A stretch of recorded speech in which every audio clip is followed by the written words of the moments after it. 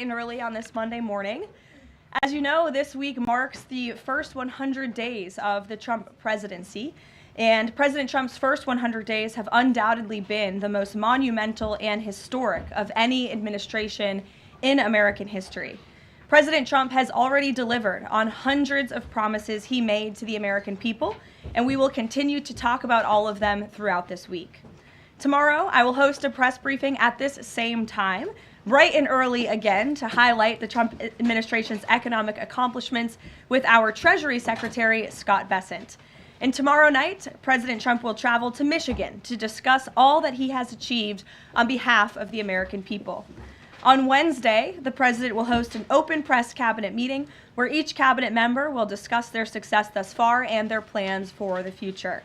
Today, we kick off 100-day week with a focus on the president's historic effort to secure our southern border. Later this afternoon, President Trump will sign an executive order on law and order and another executive order on sanctuary cities. The first EO will strengthen and unleash America's law enforcement to pursue criminals and protect innocent citizens. The second EO is centered around protecting American communities from criminal aliens, and it will direct the Attorney General and Secretary of Homeland Security to publish a list of state and local jurisdictions that obstruct the enforcement of federal immigration laws. After these are signed, the president will have signed more than 140 executive orders already, rapidly approaching the total number signed by the Biden administration over the course of 4 years in office. Speaking of Joe Biden, it was his awful open border policies that recklessly allowed more than 10 million illegal aliens to invade the United States over the past 4 years. Innocent Americans like Laken Riley, Jocelyn Nungray, Rachel Morin, and so many others were viciously murdered at the hands of these illegal aliens as a result of Biden's dereliction of duty. That's why one of President Trump's central campaign promises was to secure the border and end this invasion. In just under 100 days, 99 now to be exact, the president has overwhelmingly delivered on that promise. America's borders are now secure because of President Trump. He has restored the rule of law, enforced our immigration laws, and defended America's sovereignty. The president immediately declared a national emergency on the southern border, deployed the U.S. military and Border Patrol to repel the invasion, and ended reckless catch-and-release policies. The results have been nothing short of extraordinary. Between President Trump's inauguration and April 1 of this month, the southern border invasion and results have been nothing short of extraordinary. Between President Trump's inauguration and April 1 of this month, only a staggering from the more than 184,000 illegal aliens who were released into the country under Biden during the same period last year. The number of unaccompanied illegal alien children arriving at the border has also hit a record low. Total attempted illegal crossing only to fall to another new record low again last month in March. Just listen to these incredible numbers. In March 2024, under Joe Biden, Border Patrol encountered approximately 140,000 illegal aliens at the southwest border. 1 year later, in March 2025, under President Trump, has also restarted construction of his signature advanced border wall. More than 85 miles of new border barrier are already in various stages of construction and planning. And Border Patrol, in collaboration with the Department of Defense and the great state of Texas, have deployed 75 additional miles of temporary barriers across the southern border. The Trump administration, as you know, has also ended the disastrous CBP-1 app, which Joe Biden exploited to facilitate the migration of nearly 1 million illegal aliens into the country. The Department of Homeland Security has relaunched this as the CBP Home app to provide illegal aliens in the U.S. a straightforward way to declare their intent to voluntarily depart. For years, Joe Biden's weakness in open border policies allowed vicious cartels to functionally control, through a campaign of terror, rape, and brutal force, nearly all illegal traffic across the southern border. President Trump has put a stop to this in record time. He designated these heinous cartels as foreign terrorist organizations and invoked the Alien Enemies Act to immediately apprehend, detain, and remove these massive threats who have flooded our country with deadly drugs, violent criminals, and vicious gangs. The Trump administration is working 24/7 to successfully arrest and deport these illegal criminals and foreign terrorists from our communities. We are in the beginning stages of carrying out the largest deportation campaign in American history. Over this past weekend, it was announced that through Operation Tidal Wave, a joint effort between ICE Miami and Florida law enforcement agencies, nearly 800 illegal aliens were arrested during the first 4 days alone. Among those arrested were a Colombian murderer, alleged MS-13 and 18th Street gang members, and a Russian with a red notice for manslaughter. And on the other side of the country, in the early Sunday morning hours, DOJ and DHS together launched a joint raid of an illegal alien underground nightclub used by Tren de Aragua in Colorado Springs, Colorado. DHS took more than 100 illegal aliens into custody, and many drugs and weapons were also seized. Operation Tidal Wave is a preview of what is to come around this country. Large-scale operations that employ our state and local enforcement partners to get criminal illegal aliens off our streets. As always, President Trump and our entire administration are grateful for the courageous law enforcement officers who are putting their lives on the line every single day to protect their fellow Americans and to keep our country safe. After 4 years of being vilified and hamstrung by the Biden administration, heroic ICE and CBP officers finally have a president who has their backs and is allowing them to do the jobs they signed up to do. There's no person who can attest to that more than our incredible border czar here at the White House, Tom Homan, who has dedicated his professional career to protecting our country and enforcing the law. I will let Tom deliver some short remarks, and then we'll open it up for questions today. Thanks for being here, Tom. Thank you. Just a few things. Look, I started in the Border Patrol in 1984. I've been at this for over 40 years. I worked for 6 presidents, starting with Ronald Reagan. Every president I ever worked for took border security seriously, because you can't have national security if you don't have strong border security. We got to know who's coming in, what's coming in, where's coming in, why it's coming in, right? Even President Obama and President Clinton took some steps to secure the border because they understood national security was important.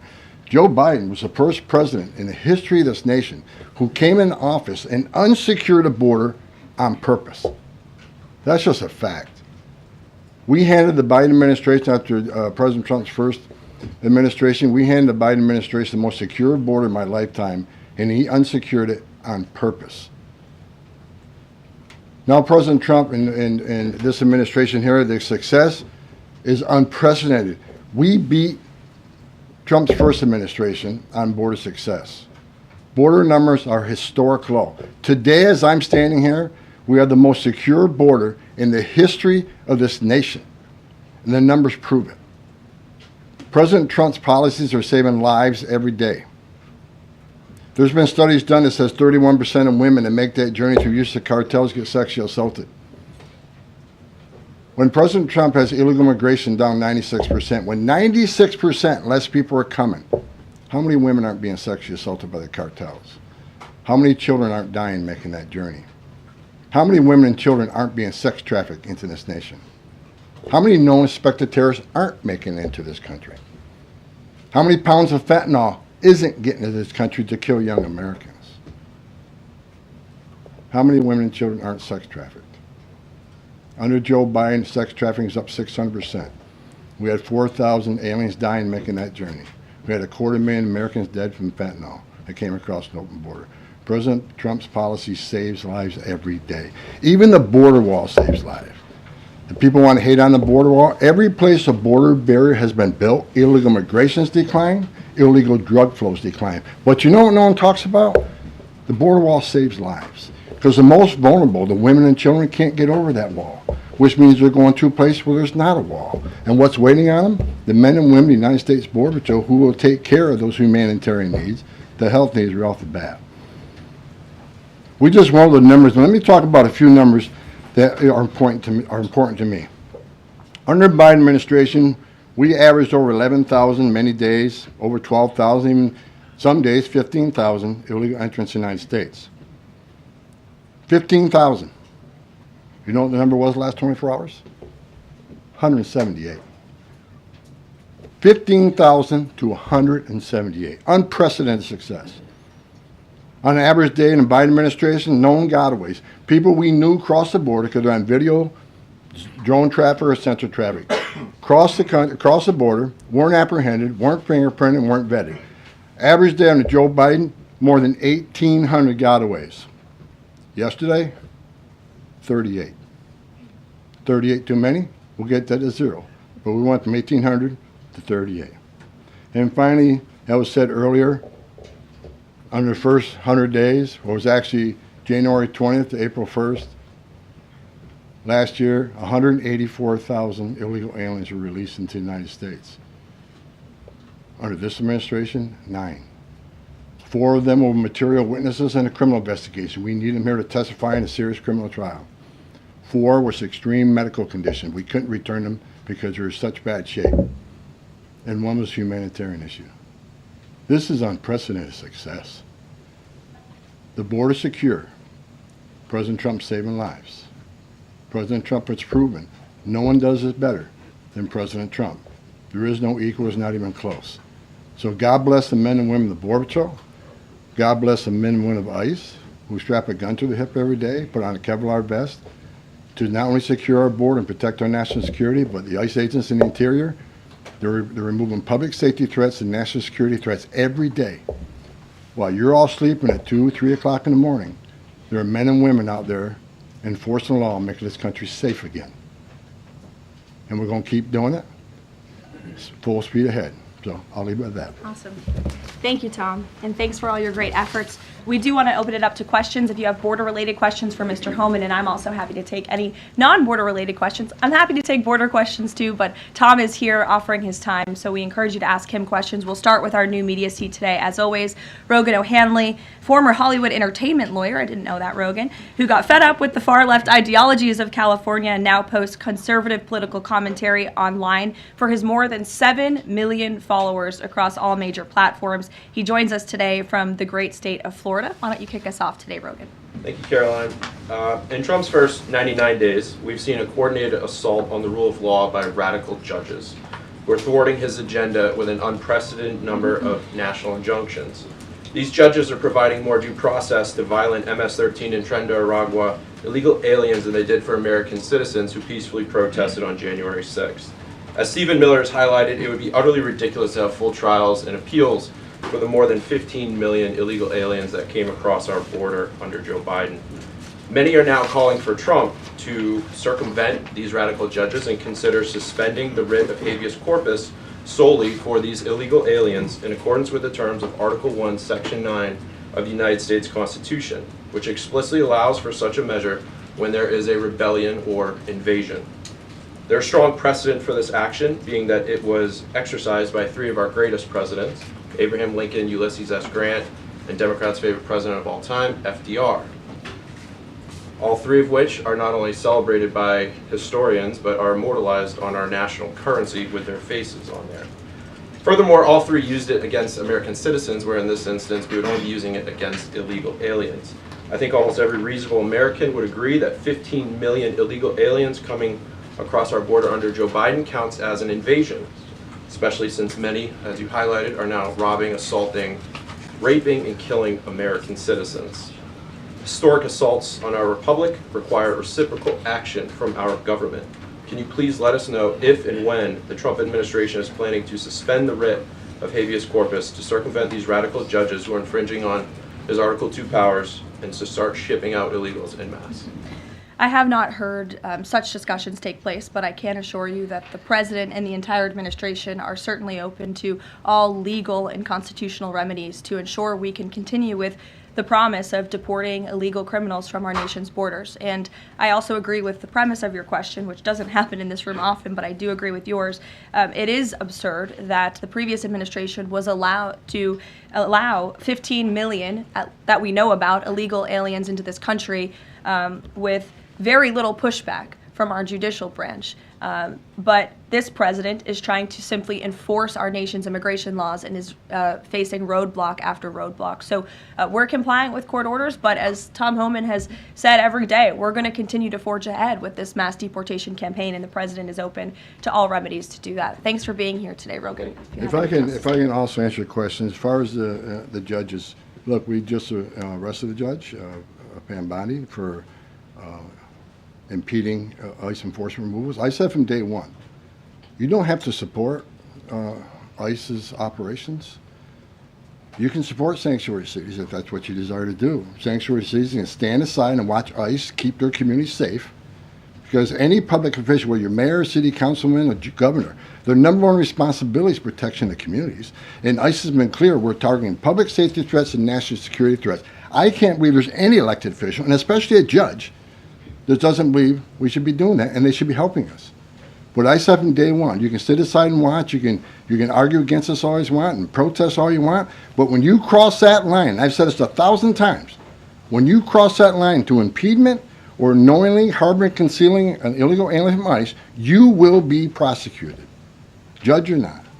And as far as releasing so many people, you know why the Biden administration released millions of people in the United States? No one ever talks about it. I'll talk about it. Why did they release people into the interior of the United States and put them, rather than put them into an ice bed? Why not put them in an empty ice bed at $127 a night rather than in a hotel room at $500 a night? They did it on purpose, because when you put them in an ice detention bed, they get a hearing in 35 days. Court records show 9 out of 10 people claim asylum, get order removal, they're gone. But if you release them and put them in a hotel room at $500 a night, their hearings could be 5, 7, 9 years if you pull out all appeals. And what are they hoping for then? That another Democrat administration is in power. They can award an amnesty to millions. This is about selling this country out for future political power. That's what it was. The law clearly says if you arrive at our border without proper documentation, you shall be detained. Not maybe, not think about it, shall. And that's what President Trump's doing. Catch and release is over. That's what the law says, and that's what we've done. Harry. A question on Abrego Garcia, if I can. The president recently said when it comes to facilitating his release, he's leaving that up to his lawyer. So just to be clear, have there been any negotiations between the U.S. and El Salvador over his release or facilitating his release? I will tell you what the president of El Salvador told all of you in the Oval Office. El Salvador does not intend to smuggle a designated foreign terrorist back into the United States. He is an El Salvadorian national. That is his home country. That is where he belongs. And the administration intends to comply with what President Bukele said of El Salvador. He does not intend to send that individual back. So that's a no. There's been no talks. What I have told you is that the president of El Salvador has made this quite clear. Kate. Karoline, can you tell us more about the meeting between President Trump and President Zelensky over the weekend? Did that meeting change anything? Did Trump leave that meeting thinking any differently about negotiations and next steps on this? Look, the president talked about this after the meeting himself yesterday when he took questions from reporters on Air Force One. He thinks that he is increasingly frustrated with leaders of both countries. He wants to see a permanent ceasefire. I understand Vladimir Putin this morning offered a temporary ceasefire. The president has made it clear he wants to see a permanent ceasefire first to stop the killing, stop the bloodshed. And while he remains optimistic he can strike a deal, he's also being realistic as well. And both leaders need to come to the table to negotiate their way out of this. And I do think that the president meeting with President Zelensky shows that he is exuding a lot of effort and time into this because he wants to be a peacemaker president, which he was in his first term. He intends to do that again. And this is an incredibly difficult situation and conflict that President Trump inherited from President Biden, who allowed this war to start in the first place, but he's focused on solving this problem. Does anyone have border questions? Sure. Okay. Thank you, Caroline. If border crossings are at a record low, why should it still be considered an emergency?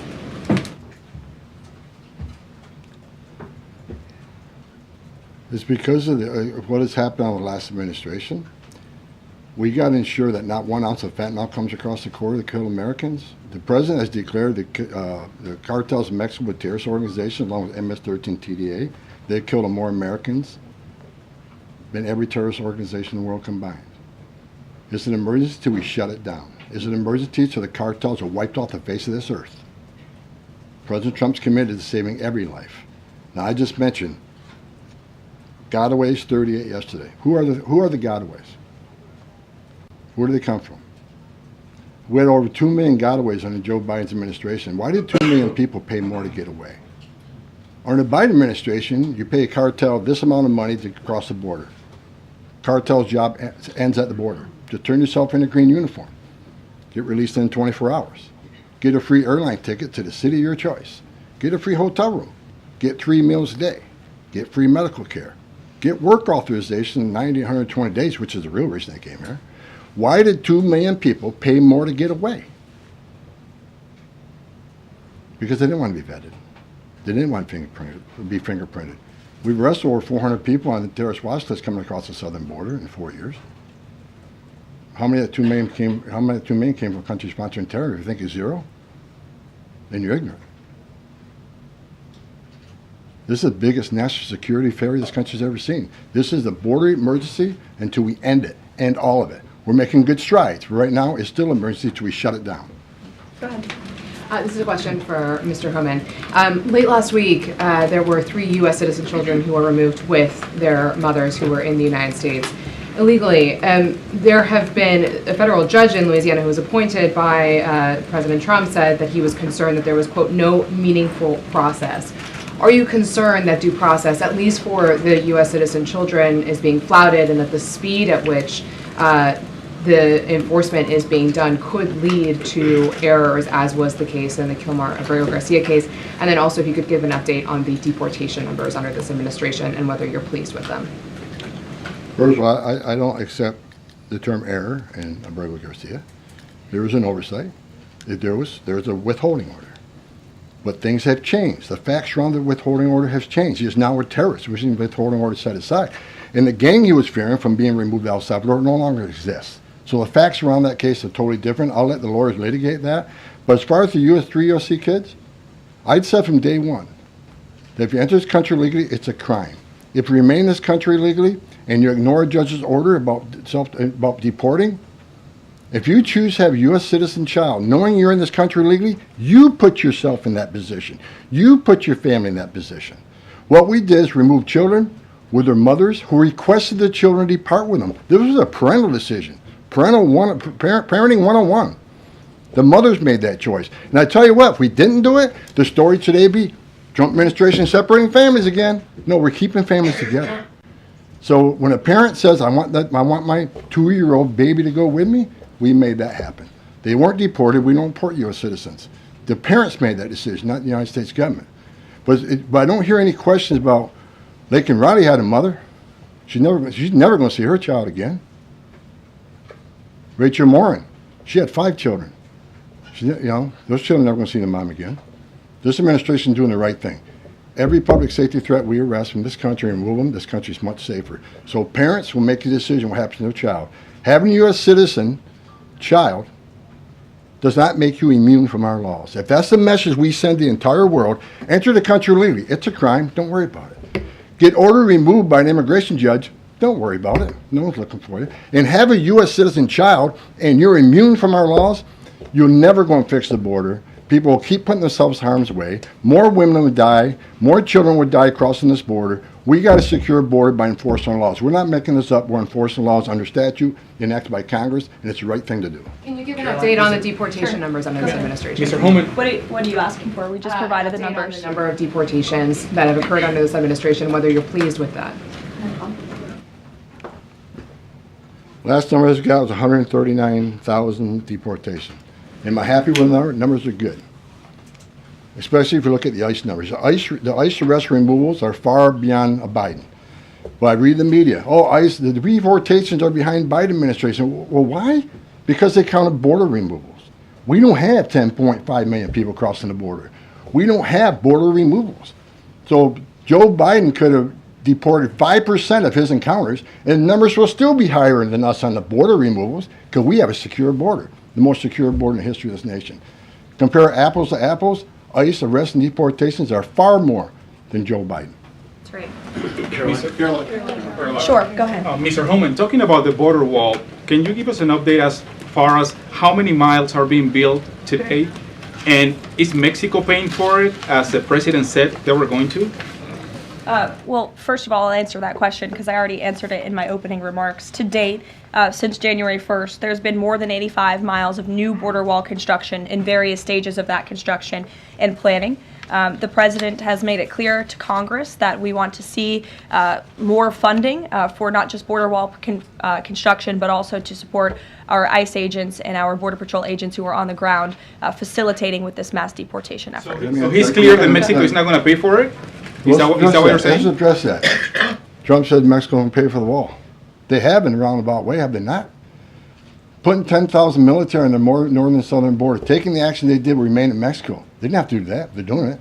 Putting military on the southern border. Have moved illegal immigration to a record low. We're saving millions of dollars every day on detention, transportation, removal proceedings. We've more than made up for the cost of that wall because of the actions of Mexico. So is Mexico helping build that wall? Yeah, because we're saving so much money, millions of dollars a day, that we can afford to build that wall. So actually, yes, they're helping to build a wall. John Helper. Thanks a lot, Caroline. Mr. Homan, a question for you. You're the border czar. Can you give an estimate as to how many individuals are in the United States illegally? That's number one, and I'm sure you're very familiar with that number, an estimate. And the second question is, I have a list that the White House put out of individuals, 100 ICE arrests since the beginning of the president's term, and the people are arrested for various very serious crimes.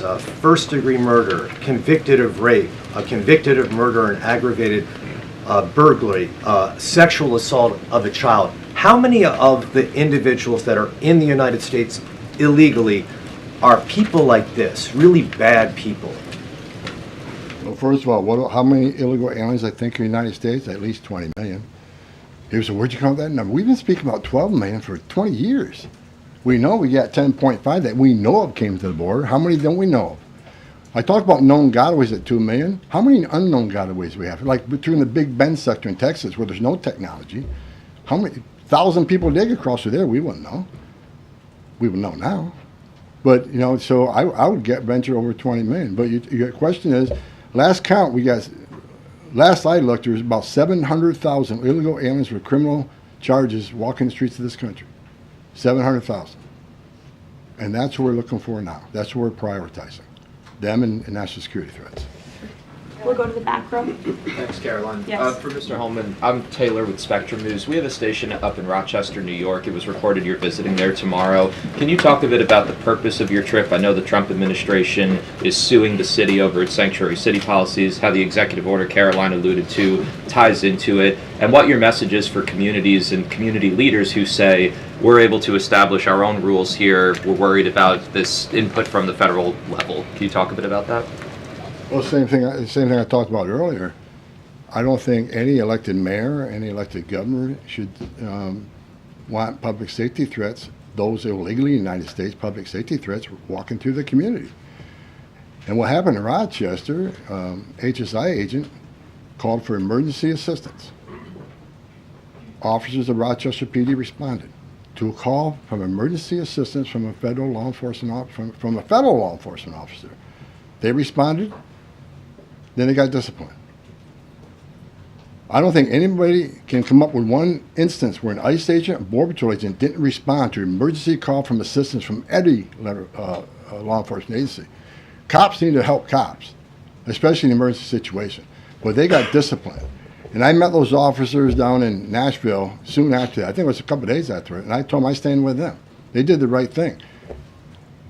Law enforcement responding to emergency assistance from law enforcement. So I'm going up there to support the men and women of law enforcement, the men and women who carry that badge and gun every day. They're working the streets at 2 a.m. while we're all sleeping. I'm going to give my support, and they just announced a lawsuit, and that's one of many. Sanctuary City is going to be sued on this administration for flouting immigration law. I mean, the law is clear, and they're violating it, and this administration is going to take actions. I'm going up there to show my support of men and women of law enforcement. I started as a cop. And the community, I'm showing support for them. Because the community wants their police officers to be officers too. The communities don't want public safety threats walking around their communities either. And that's what it's all about, and that's why I'm going. Caroline. Sure. Thanks, Caroline. Mr. Homan, how close are you to housing migrants at U.S. DoD facilities like Fort Bliss in Texas? Well, we're already housing at Guantanamo. Fort Bliss is being ramped up, so in the very near future. I don't have a timetable because things need to be done, construction needs to be done. We're making sure the facilities are ready to accept. We're making sure the facilities are able to care for the people. They're going to be detained, so I don't know the timeline right now. It changes every day because of various issues, but we're working on it. Are you intending to hold families there, including families with American citizen children? Family residential centers are for families. They're not jails, they're open-air campers. built for families, which means they have child psychologists, they have pediatricians. And why family residential centers? Because we want to make sure that child is with a parent. Unlike the last administration who stopped DNA testing, who many investigations of children being smuggled in the country with some that wasn't related to them claiming to be a parent. So we're going to make sure children are with parents. We're going to make sure that's actually a family and that child ain't being trafficked. That's the main reason. Regarding the executive order on sanctuary cities, is the administration planning to pursue any more investigations or prosecutions like was done against the judge in Wisconsin against local officials? Well, we'd have to defer you to the Department of Justice, obviously, for specific prosecutions or cases against individuals. But as I said in my remarks, the executive order the President will sign later this afternoon does direct the Attorney General and also Kristi Noem, our great Secretary of Homeland Security, to provide a list of sanctuary cities in which local officials are not complying with this federal order and are not complying with federal immigration laws. It's quite simple. Obey the law, respect the law, and don't obstruct federal immigration officials and law enforcement officials when they are simply trying to remove public safety threats from our nation's communities. The American public don't want illegal alien criminals in their communities. They made that quite clear on November 5th, and this administration is determined to enforce our nation's immigration laws, and we're happy to provide the text of that executive order, and as I said, the President will be signing it later this afternoon. Sure. Excuse me. I want to talk about farm workers. The President said earlier this month that there could be leniency for some undocumented farm workers. I'm wondering, where do things stand with that? And I'm also wondering, does that at all undermine his message on immigration, that it's okay for some undocumented people to be in the U.S., but maybe not others? Well, the President was referring to our H-1B and H-1A visa programs, and there have been no final decisions on that at all. But the President, I think, what he was intended to speak about, what he was speaking about, is ensuring that we have a clean, legal immigration system that is being respected and obeyed. And the mass amount of illegal immigration that we've seen over the past 4 years in our country completely undermines our legal immigration system, those seeking citizenship, but also those coming here on a visa to legally and lawfully work. And the President wants to make sure that those programs are respected. Reagan. Thanks, Caroline. My question is for Tom Reagan Reese with the Daily Caller. Over the weekend, ICE arrested 2 illegal immigrants for allegedly stealing Secretary Noem's purse over the weekend. What can you tell us about these individuals' immigration history as well as their criminal history? I don't have the criminal history, but I know the one that stole the purse is supposedly in the country illegally. But pick the wrong person to steal first from. I mean, Secretary Noem's a strong secretary. I know I've been talking about the success of the men and women of the Border Patrol and ICE, but under her strong leadership, she's a game changer. So I'm happy to work with her, despite the media I've read that me and Kristi Noem have differences. Me and Kristi Noem are attached at the hip. There's no daylight between us. We're both going to push the President's agenda. She's a strong secretary, and I'm glad she's in here. And I'm glad, but again, that illegal alien, pick the wrong person to steal a purse from. I'm telling you. Mary Margaret, go ahead. Thank you, Caroline. I have 2 questions, one for Mr. Homan, one for you on the White House Correspondents' Dinner. I'd like to start with you, though, Tom Homan. This list has a very high number of sexual assaults on a child. Can you comment on that and why there's so many crimes against children committed by illegals in this country? I don't know why. It's sick. It's the worst crime in the world is when you sexually assault a child. I mean, the most innocent of us all. But that's why I made a statement that one time I was going to go to Boston, bring hell with me, and the media went crazy. At Tom Homan says, we're going to Boston, bring hell with them. I was going to bring hell to illegal aliens that rape children. There's not more of a heinous crime. And as you can see, the amount of child rapists we've arrested under this administration, that could have been arrested under the Biden administration. They were out there. They had their final orders. They were out there, but they didn't go look for them. They were too busy releasing millions of illegal aliens in this country. And the numbers prove it. The removal numbers of criminals was the lowest. ICE had the lowest number of removals in the history of ICE under Joe. At the same time, you had historic illegal immigration on the border. ICE had the lowest numbers in the history of the agency. That shows the difference between 2 administrations. We're looking for every one of them. People want to know, okay, when am I going to retire for the 3rd time? I'll retire when every public safety threat, national security threat, child rape is eradicated from this country. That's when I'll rest. Thank you so much. And then Caroline, really quick. Alex Thompson said at the White House Correspondents' Dinner, and I'm going to read his quote, "President Biden's decline and its cover-up by the people around him is a reminder that every White House, regardless of the party, is capable of deception. We, myself included, missed a lot of this story, and some people trust us less because of it." Can you comment on those remarks and whether you agree with that assessment? I do agree with that assessment from Alex Thompson, who I understand won an award for writing a story months and perhaps years after the American people already knew that story to be true. Millions of Americans watched our mentally incompetent president struggle with his day-to-day duties of this office.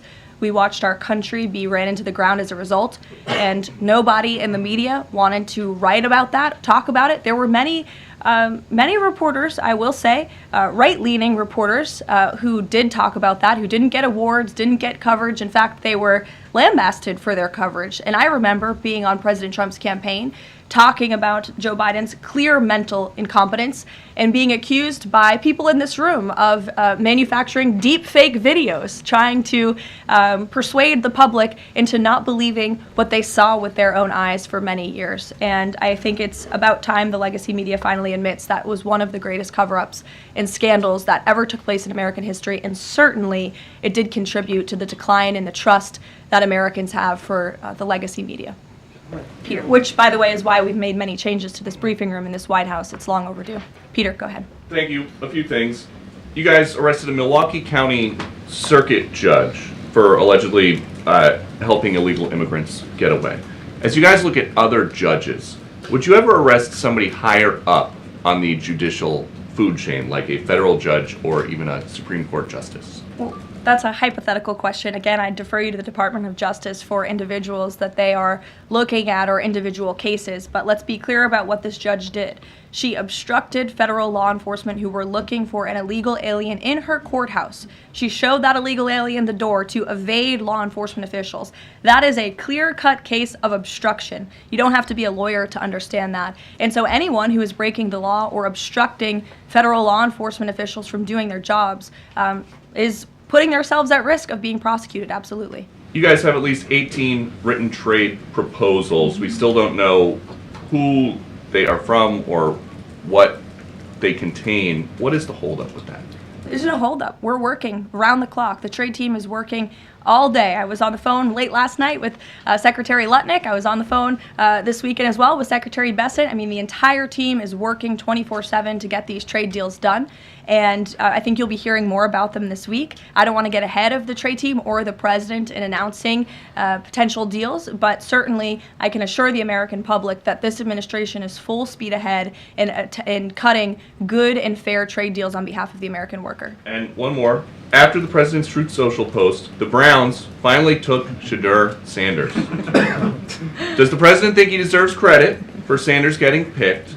And does he think going to the Browns is better than being undrafted? Hey, I'm gonna. All I will say is the president put out a statement, and a few rounds later he was drafted. So I think the facts speak for themselves on that one, Peter. We'll go to the back row in the middle, to the blonde. Yes. This is Karoline. Hello. President Trump has said that Secretary Hegseth will get it together. Does he think that Hegseth doesn't have it together right now? Look, the president has made his position on Secretary Hegseth quite clear. He absolutely has confidence in the secretary's ability to lead the Pentagon. It's why he nominated him for this position. It's why the Senate voted to confirm him in this position. And look at the success that DOD has had thus far. Their successful operation against the Houthi terrorists in the Middle East. You look at the recruitment and retention levels for all branches of our armed forces are on the incline, which is exactly what this president intended to do. Secretary Hegseth has completely wiped out DEI from the Pentagon as well. And so he's going to remain focused on standing up for our war fighters, on implementing President Trump's peace through strength foreign policy agenda abroad, and the president supports him in his role. Sure. Many are wondering how these 10 or 20 million people are working. Is there some efforts to clamp down on employment because they're working somewhere to keep staying here? I don't. The number of worksite enforcement actions have tripled this year, and it's going to triple again. Because in sanctuary jurisdictions especially, if we can't arrest a bad guy in the safety and security of a county jail, and they're going to release them into community, that means we go into the community. If we can't arrest them in the community, we'll arrest them at their work site. We got to do what we got to do to arrest public safety threats. There's no sanctuary for public safety threats in this country. So worksite enforcement is going to increase even more than it already has. And another reason for worksite, the last administration stopped worksites. Where's the number one place we find victims of trafficking, victims of forced labor trafficking, and work sites? So not only are we going to enforce the law on work sites, we're going to save victims of trafficking. That's another reason we've increased worksite enforcement. Awesome. Well, go ahead, Brian. Sure. We'll take one more question. Thank you. This is for Mr. Homan. We all walk by these heinous yard signs that are along Pebble Beach. What is some of the feedback that your ICE agents are getting in the field from the community as they remove these individuals from their families, their neighborhood, their schools, or all the places in their community? What's been the reaction?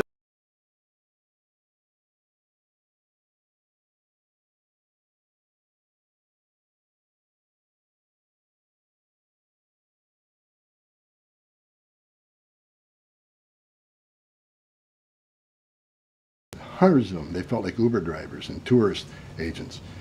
These men and women joined the ranks of ICE and Border to enforce the law, make the community safer, and protect national security. I hear it all the time. There's a lot of people in this country who don't like me. I don't care. But when I walk through an airport, I have many people walking up to me and thank me for what I'm doing, and I'm not taking credit for anything. The success of the border and immigration enforcement is President Trump and the men and women wearing that uniform.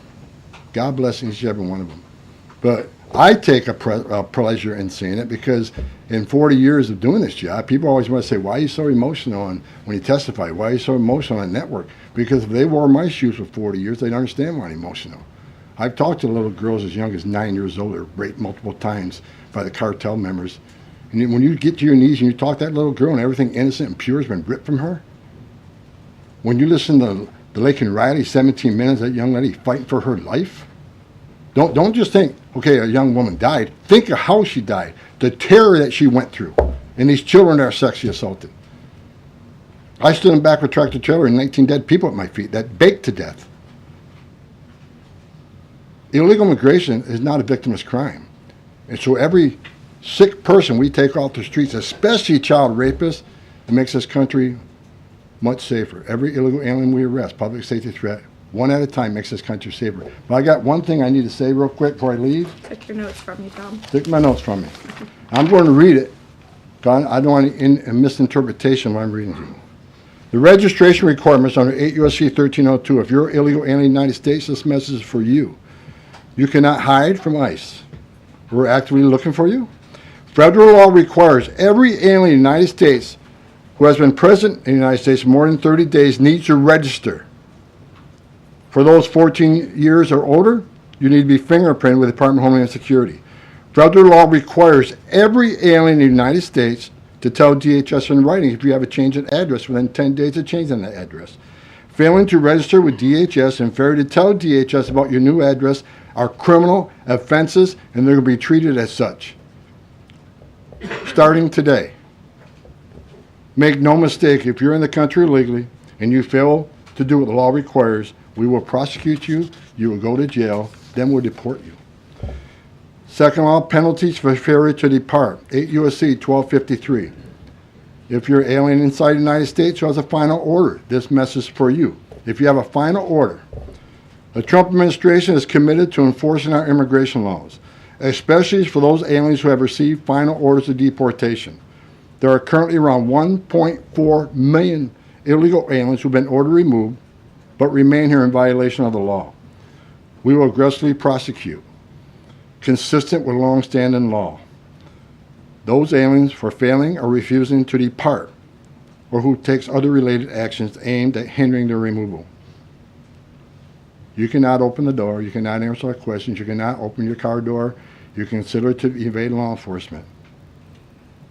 If you fail to leave the United States after receiving a removal order, we can and will issue monetary fines up to $998 a day. Evading your arrest, knowing you have a final order or removal, is a criminal offense. We will prosecute, then we'll deport you. Get your affairs in order. If you're in the country illegally, work with ICE. go to CBP One Home app and leave on your own. Because we have to find you, deport you, and prosecute you. You'll have a bar placed on you, and you won't come back to this country. You won't be able to come back on a visitor's visa, a tourist visa. If you have a U.S. citizen child, can't petition for you. If you're in this country, well, you get your affairs in order and work with us and get yourself removed from this country. That's what law requires, and we're going to enforce that law. Awesome. Thank you so much, Tom. You can get back to work now. Look, he's already leaving. He's got a lot to do, a lot of illegal immigrants to deport. But thanks, everyone, for joining us bright and early this morning. As I said at the top, we will do this again tomorrow to talk about the economy, which is another promise made and kept by the president. And I'll be joined by the Secretary of Treasury, Scott Bessent, 8:30 tomorrow morning. Today, the president is welcoming the Super Bowl champions, Philadelphia Eagles. If we have any Philly fans, that will be at 4 o'clock. And then the president will sign those executive orders I spoke of and a few others at 5 p.m. So we'll see you all later. Have a great day. Thanks, Caroline.